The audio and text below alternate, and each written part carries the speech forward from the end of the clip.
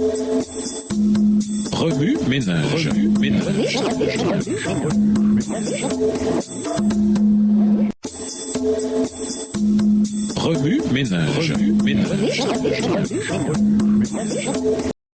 Bienvenue à notre émission Remue ménage. Nous voyons un son de dimanche intériorisé. Rendez-vous sur la montagne. Lorsque Dieu appela Élie à prononcer une sécheresse sur la nation, il choisit un homme de foi et de prière dont le ministère intrépide était destiné à enrayer la propagation rapide de l'apostasie en Israël. Extrait du livre Prophète Joab, chapitre 9, page 85, écrit par Ellen G. White. Après 3 ans et demi sans pluie, les récoltes étaient très mauvaises. Les surplus épuisés et le peuple mourait de faim. Jacques 5, verset 17. Le jour fatidique où Élie convoqua la nation au sommet du mont Carmel, dont les pentes verdoyantes avaient été brûlées par la sécheresse, l'atmosphère était lourde. Le peuple de Dieu, même s'il ne semblait pas s'en rendre compte, était atteint d'une sécheresse spirituelle qui l'avait laissé complètement déshydraté. Et ça, c'était plus grave encore que la sécheresse physique qui frappait la nation. À cette époque, le méchant roi Akab et la méchante reine Jézabel régnaient sur Israël. Akab avait commis un grand mal en cherchant à apaiser sa femme, une Sidonienne, 1 Roi 16 et versets 29 à 33. Ce qui avait commencé par de petits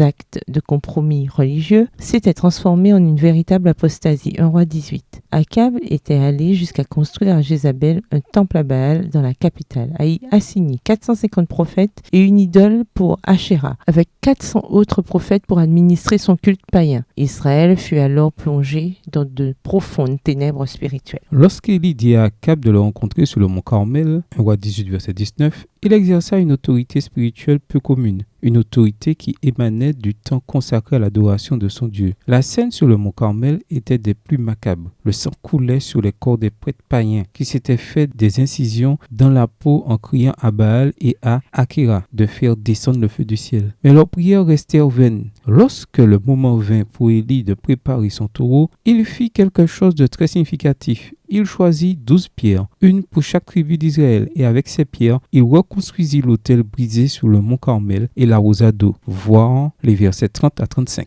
de 1 Roi 18. Puis au moment de l'offrande du sacrifice du soir, il offrit un taureau à Dieu dans la prière, au verset 36. La semaine dernière, nous avons vu que Dieu avait institué les sacrifices du matin et du soir lors de la construction du tabernacle dans le désert, Exode 29, le verset 38. Lorsque Salomon s'était préparé à construire le temple de Jérusalem, David avait de nouveau souligné que les sacrifices du matin et du soir étaient essentiels à la vie spirituelle de la nation. 1 Chroniques 23, le verset 30. Par l'intermédiaire d'Élie, Dieu ne se contenta pas de montrer qu'il était le vrai Dieu. Il ramena Israël à son autel d'adoration quotidienne. Le silence qui s'était abattu sur le mont Carmel fut brisé lorsque Dieu fit descendre le feu au moment du sacrifice du soir, affirmant une fois de plus l'importance cruciale du culte quotidien. Il s'agissait là d'un message sans équivoque adressé à la nation d'Israël. Revenez à votre texte écrit et étudiez le passage. Encerclez les mots, expressions ou idées répétées. Soulignez les mots expressions qui sont importants et qui signifient quelque chose pour vous. Reliez par une flèche les mots ou expressions aux autres mots expressions associés au connexe. Quels éclairages particuliers vos notes semblent-elles indiquer dans l'ensemble? Mémorisez votre verset préféré tiré de 1 Roi 18 et versets 30 à 40. Écrivez-le plusieurs fois pour vous le rappeler plus facilement. Qu'est-ce que les Écritures de cette semaine vous révèlent sur la façon dont Dieu nous prépare à l'adoration? Pourquoi Élie était-il sûr que Dieu enverrait le feu du ciel à un moment aussi crucial? Au revoir. Et à demain si Dieu veut.